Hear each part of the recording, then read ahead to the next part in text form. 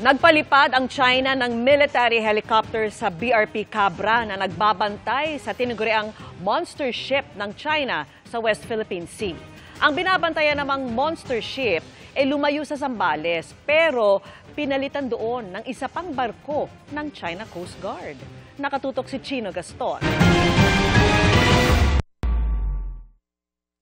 Lumayo na mula Zambales ang tinaguriang monster ship ng China Coast Guard. Tinawag na monster ship ang CCG-5901 dahil sa laki nitong 12,000 gross registered tons. Pero agad naman pumalit dito ang China Coast Guard vessel 3103. China Coast Guard 5901 left, but initially we thought it is leaving for good, no? And then eventually we realized this morning that it is not a total departure of the China Coast Guard. It is just going to be replaced. Nababahala ang pamahalaan sa pananatili ng monster ship sa loob ng exclusive economic zone ng Pilipinas. Sa huling monitoring ng Philippine Coast Guard, nasa 30 nautical miles na ito mula Bajo de Masinloc. 3 araw na itong binubuntutan ng BRP Cabra ng Philippine Coast Guard.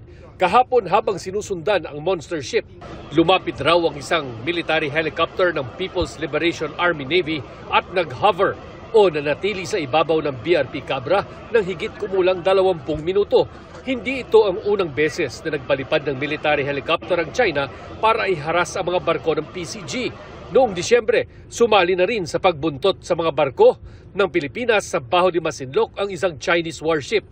Sabi noon ng National Maritime Council, hindi pa rin sapat na dahilan ito para itapat ang Philippine Navy para daw hindi lumala ang tensyon. We have always measured response in carrying out maritime law enforcement and also in challenging the unlawful presence of the Chinese Coast Guard. This just goes to show, no, that it is the Chinese government that is escalating the tension, that they are provoking us. Dahil sa masamang panahon, papalit sa BRP Cabra ang mas malaking BRP Teresa Magbanua para bantayan ang Bajo de Masinloc. Sinusubukan pa naming kunan ng pahayag ang China tungkol sa insidente. Pero iginit nilang makatuwiran at alinsunod sa batas umano ang pagpapatrol at law enforcement activities ng kanilang Coast Guard. Para sa GMA Integrated News, Chino Gaston, nakatutok, 24 oras.